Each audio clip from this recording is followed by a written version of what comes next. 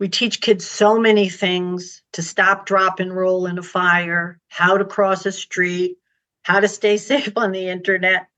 We don't always remember to teach them how to be safe with dogs. This episode is sponsored by Therapy Notes, therapynotes.com. Be sure and check them out, and be sure and use the promo code Gordon, Gordon, and you can try them out for 2 months for free.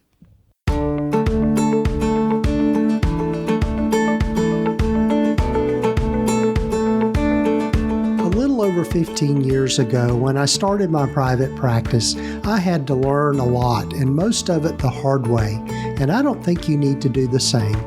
Hi, I'm Gordon Brewer, a licensed psychotherapist, and welcome to the Practice of Therapy podcast, part of the Psychcraft network of podcasts. Join me in this journey of discovery as we have conversations with other leaders and professionals in both the mental and allied health fields. Join us as we explore both the business and clinical sides of running a private practice.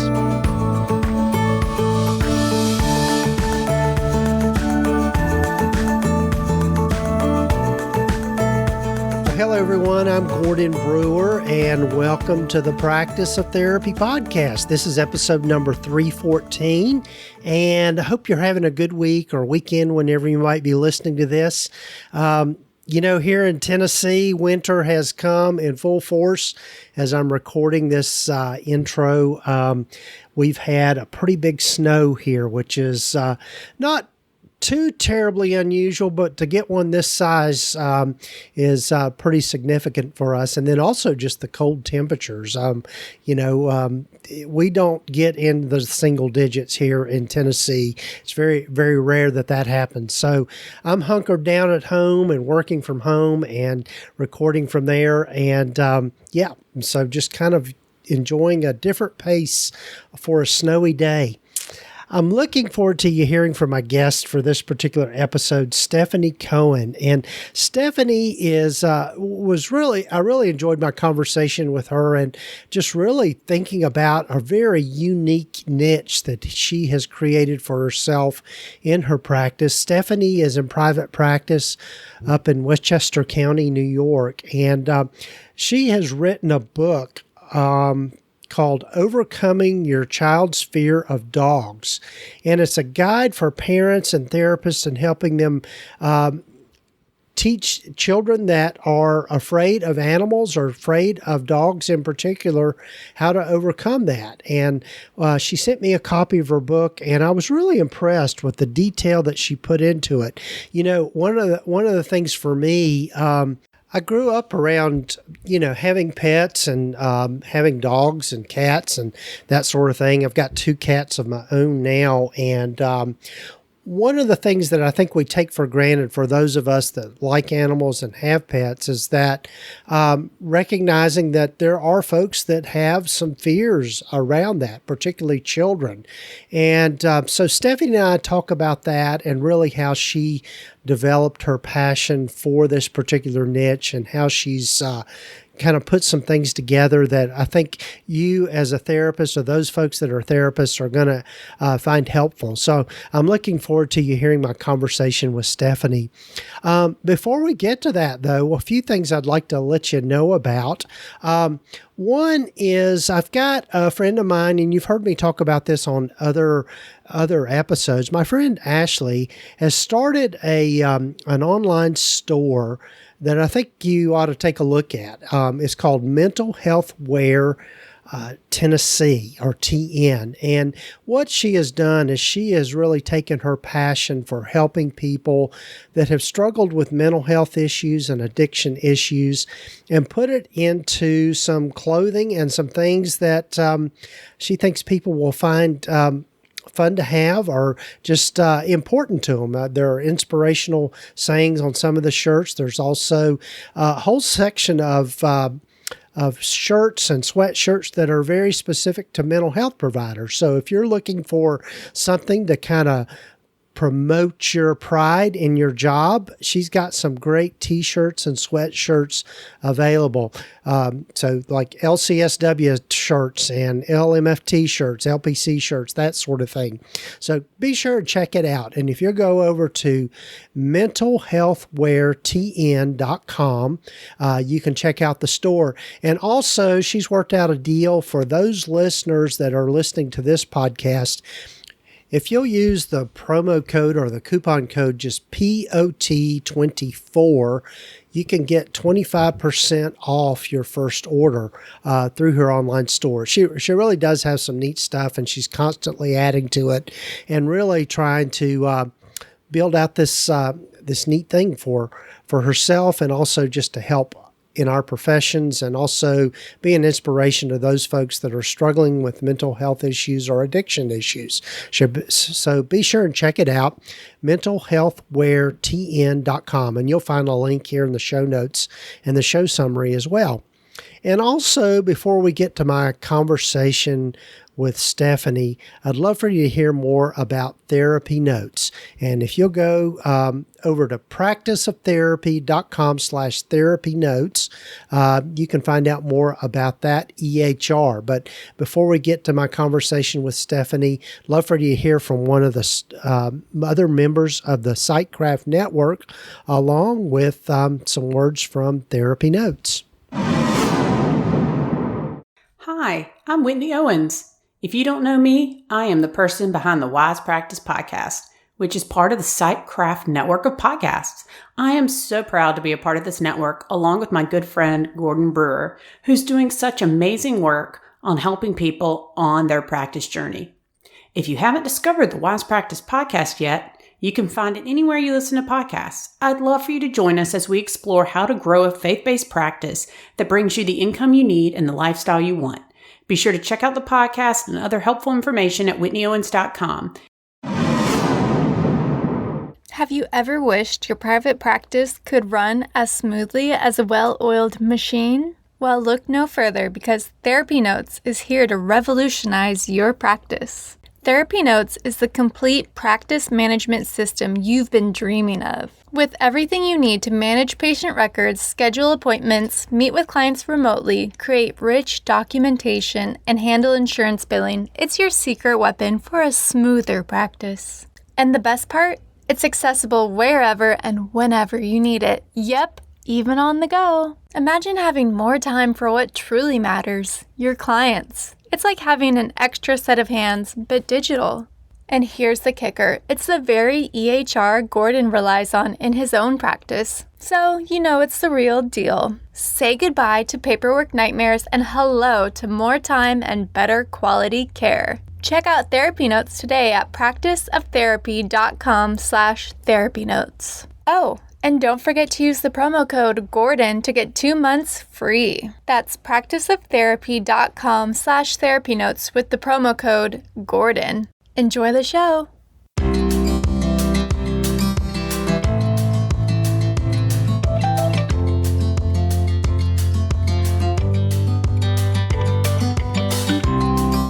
Hello, everyone, and welcome again to the podcast. And I'm so glad for you to get to know today Stefani Cohen. Welcome, Stefani. Stefani is a social worker up in New York in Westchester County, and she had reached out to me about her book, Overcoming a Child's Fear of Dogs. But as I start with everyone, Stefani, why don't you tell folks a little bit more about yourself and how you've landed where you've landed? Sure. So I am a licensed clinical social worker up here in New York and been a lifelong animal lover, and had lots of animals over the years. And when my daughter, Becky, was born a long time ago, but she was about 5, and out of the blue, she announced that she was afraid of dogs and wasn't going to grandma's anymore and wouldn't go on play dates. And honestly, I was blindsided. Nothing had happened to her that I knew about. And I didn't understand her fear. And I was frustrated by it. Mm-hmm. And at the time, there really were no resources available. And everybody just kind of thought she was being silly. But I knew she wasn't. She truly was panicked. And my sister, Kathy Malkin, who contributed to the book, had a wonderful dog, well-trained, named Casey. And we kind of synchronistically did a little bit of exposure therapy with Becky and Casey. And we had Casey leashed, and Becky would ask Casey to sit, and it was a very controlled, safe environment. And little by little, Becky saw she was safe with Casey, and eventually it generalized to other dogs. And okay, so that was that. We felt really good about it. And then as a therapist and dog lover, I kind of started to incorporate my dogs into some sessions. And if someone was afraid of a dog, I kind of did a little exposure therapy. And then little by little, I started to think, you know what? I have something here. And so what I realized was I can only help one person at a time. And I really want to help as many people as possible. So over about 2 years and during the pandemic, I was able to get this book published.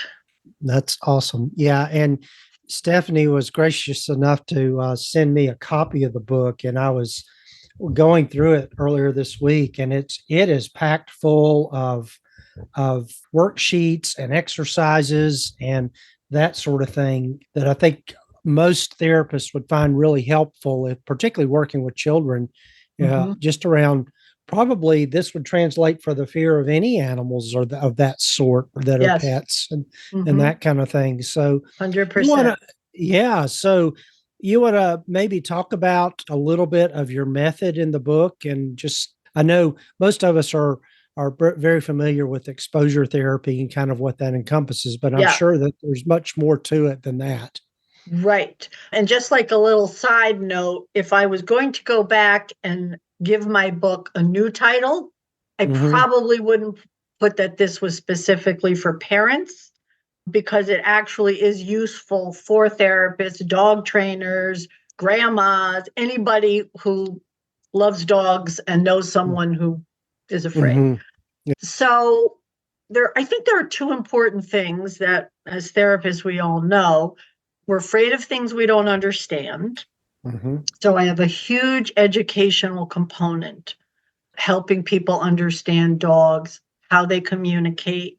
And I think a lot of parents these days, we teach kids so many things: to stop, drop, and roll in a fire, how to cross a street, how to stay safe on the internet. We don't always remember to teach them how to be safe with dogs. So there's an educational component. I do pictures of dogs, and I try to help people see what the dog is communicating with their body, things like that. And that gives a better understanding. So you can know when it's safe to interact with the dog and when you should really give the dog some space and stay away. The other piece of this is that being afraid is feeling out of control. So we try to help the person feel more in control. And that starts with a basic level of trust, that I ensure the person that they will not be forced to do anything they don't want to do. I will nudge and coach and cheerlead to try to get them out of their comfort zone, but they absolutely will not be forced into doing something they don't feel ready for. Just like a little anecdote from my practice, Taylor was age 7, was afraid of dogs. And our first session, she stood next to her car, and myself and the therapy dog team was 15 feet away on a blanket. And we spent the whole 45 minutes with Taylor observing the dog. That's as much as she could do. And that was okay. So, we scaffold, we go slowly, the whole thing. And every kid is different. Yeah, that's that. Yeah, it's, as you were describing that, I think for those of us that were maybe raised around dogs or had dogs or really any pet. And as a matter of fact, I just noticed one of my I cats just saw too. just popped in here. So she might decide to join us here. But, I think we take it for granted that just people kind of know instinctually how to be around animals Mhm. and pets. Mhm. I think about, one thing that comes to mind for me is that I've never really been around horses much. Mhm. But I know when I've been around horses, they can seem, maybe it's not a great comparison, but they can seem a bit intimidating to me. Sure. And so, but I know enough about animals and that sort of thing and get curious and all that kind of thing. But do you find that helping children in particular get curious about their fear, is that something that's helpful? Yes, that's a really good point. Yes. So I kind of say we're going to be detectives. And when you look at the dog, Nico, for example, who's a great little Bernedoodle, how do you think Nico is feeling? And when children are really scared, they just really want the dog to stay perfectly still, which I Mm-hmm. tell them is impossible because the dog is alive. And when you're Mm-hmm. alive, you move. So if Nico maybe turns his head to look back to see who's petting him, exactly to your point, we'll say, why do you think Nico is doing that? And sometimes they know, and it's so we help them understand. A couple of things that I think are very important that I want to mention are my goal here is not to have every child interact with a dog. I mean, I would love that if it can be done safely and they're comfortable, but dogs are everywhere and it's impossible to live a full life by avoiding dogs. Mm-hmm. So, learning to coexist and know how to kind of behave with them is very important. I'm sure you'll Mm-hmm. understand that whole fight or flight thing kicks in. So if Mm-hmm. you're afraid of a dog, you may want to run. And that's the Mm-hmm. first thing I tell people.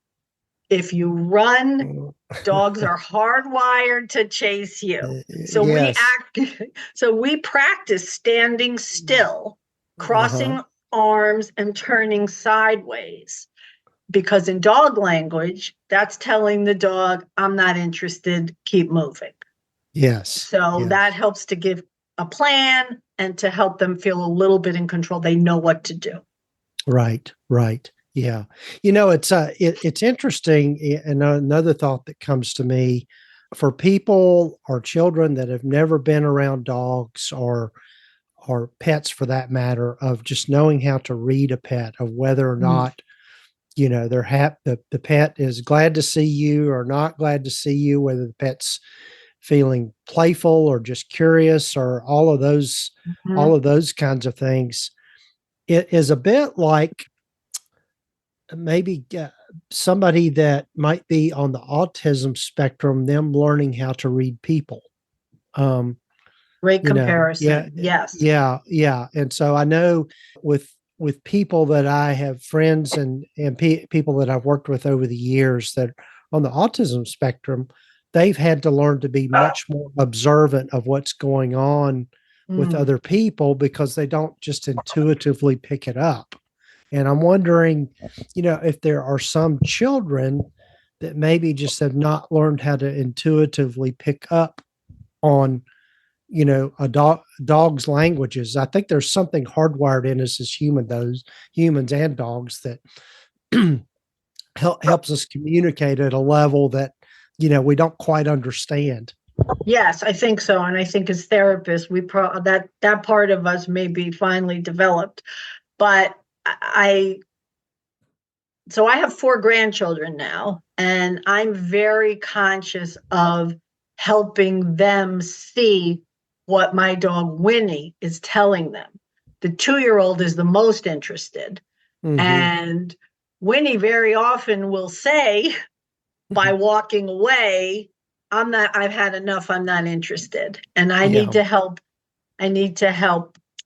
Remy understand what Winnie's saying. And I think Yeah. there's a big level of respect also, the same way we have to be help to respect people. We need to respect what animals are telling us. And that's really important with dogs, because if you don't respect them, you might get bit.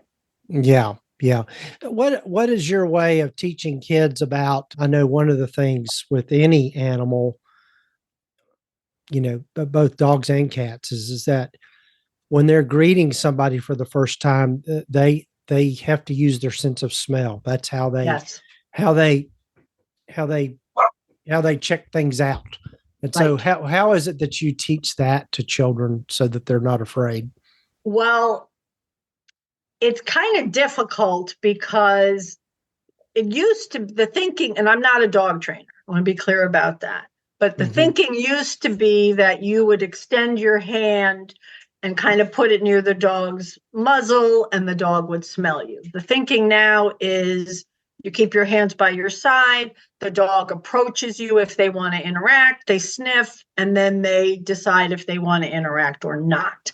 If you are afraid of dogs, a dog approaching you is going to be terrifying. So in the exposure therapy with therapy dogs who are well trained and always, always, always on leash, we practice the child getting used to the dog. And I actually, once they reach this level, I sometimes will throw treats at the child's foot and the dog will come up and whatever. But that can feel very scary.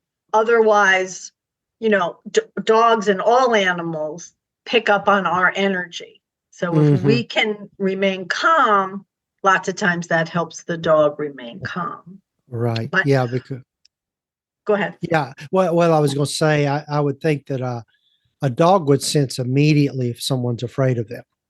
And so that would probably, I'm guessing, put the dog on guard as well.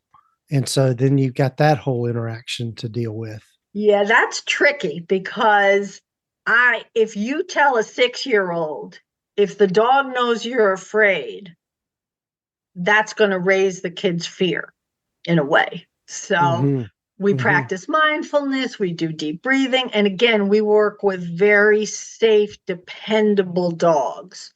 And I think one thing that I also want to make sure I mention, and a lot of people don't think about it, even though to me, now that I think about it, it seems like a no-brainer. When you're going to meet a dog for the first time, if you're going on a play date or something, I think it's perfectly okay to ask the owner to come outside with the dog on leash, so the dog can see you and you can see the dog in a less emotionally charged environment. Because most dogs are very excited when someone comes to their home. I do this with my dog. We go out, we say hello, and then we come back in. And for kids who are afraid, I always try to remind their parents it's okay to ask for that, and it can make a big difference. Yeah, because a lot of dogs are jumpers, and that could be just terrifying for a child, especially, I would think. Yeah. I don't like to be jumped on. I'm not afraid, but I don't enjoy it. You're right. I also tell kids that we help them have good manners, please and thank you and excuse me. But it's really important that dogs have manners too. And that means not jumping, or if they are going to jump, then somebody needs to leash them and prevent the jumping. Right. But a lot of people don't do that. Right. Yeah, that's one thing that I know. I have had friends where I go to their house and immediately the dog is just really glad to see you. And it just, and I grew up around dogs, so I'm not afraid of dogs and know what's happening and whatever. But after a while, it just gets kind of annoying. Yeah, it does. It does. So, well, to change gears a little bit, Stefani, I know that you've done a lot of work just looking at your bio. You've done a lot of work with parents. Are there other areas that you work in as far as with helping parents and parenting? Yeah. So a lot of positive parenting. Parents contact me if there are some behavioral issues or some tension in the home. And so I do a lot of that kind of behavioral positive parenting stuff with parents. The anxiety piece, anxious parents and anxious children I think actually the fear of dogs was an offshoot of that. Yes. But my real passion is helping people who are afraid of dogs. The other work is like my bread and butter, but this is my passion. Well, yeah, that makes sense. I know early in my career, I worked for an organization. It was a nonprofit that worked with at-risk children and youth. And I always felt, and I know work with children is important, but I've always felt that you could make a bigger impact if you could work with the parents around their 1000%. parenting rather than just working specifically with the kid on their behaviors. Because if nothing changes in the home, then everything that you do in a session with a kid is not going to really have any sticking power. Yeah, I agree with that 1000%. It's true. And sometimes small changes that parents make, even just the wording of, if you don't put your shoes on, you can't watch TV, to children who are ready for school can watch TV. Sometimes just very subtle things like that can make a tremendous difference, as you know. Right. Tell folks how they can get in touch with you and find your book and all of that sort of thing. Sure. So the book is on Amazon and Barnes and Noble, and you can I'm perfectly happy to have a direct email, which is, you have to spell my name right though. Stefani is StefaniCohenLCSW@gmail.com. I offer a 15-minute free phone call to kind of help you start your journey facing the fear of dogs. People contact me really from all over the world, and I can't be there to help, but I can consult and guide. And then my website is overcomefearofdogs.com. All right. And we'll have links in the show notes and the show summary for people to find that easily. So, well, Stefani, I enjoyed getting to know you, and hopefully we can talk again before long.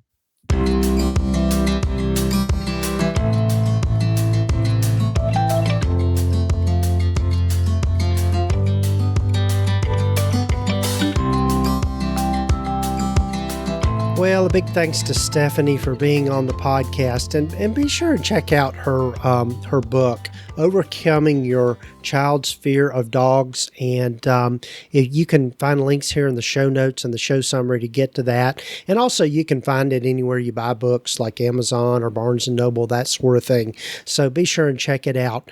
And also be sure and check out the online store that I mentioned, mentalhealthwaretn.com. And again, as a reminder, if you'll use the coupon code or the promo code, just POT24, you can get 25% off your first order. So be sure and check it out. It's some pretty cool stuff there. And also a big thanks to Therapy Notes for being the sponsor of the podcast. You can find out more about them by going to practiceoftherapy.com/therapy notes, and be sure and use the promo code just Gordon, GORDON, to try them out for 2 months for free. And I'm so glad that they've are a sponsor, and so glad that they're part of this journey with me. That they are the leading electronic health record system for mental health providers. They're who I use in my practice, and couldn't operate without them. So be sure and check them out. And be sure to follow us or subscribe to the podcast wherever you might be listening to it. Got a lot of great guests lined up for our future episodes, and I'm so glad you're with me on this journey. And take care and stay warm during this month and this cold weather we're having. So take care, folks.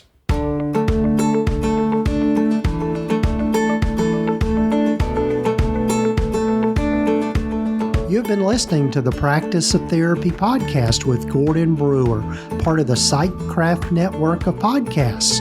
You can find out more about the other great podcasts in the network by visiting psychcraftnetwork.com. And if you haven't done so already, please visit us at practiceoftherapy.com and get your free private practice startup guide, along with a lot of other great resources and webinars and free things just by visiting. Also, be sure to follow us wherever you might be listening to your podcasts. This podcast is intended to be educational in purpose and is not intended to give legal, accounting, or counseling advice. If you need a professional, find the right person for that.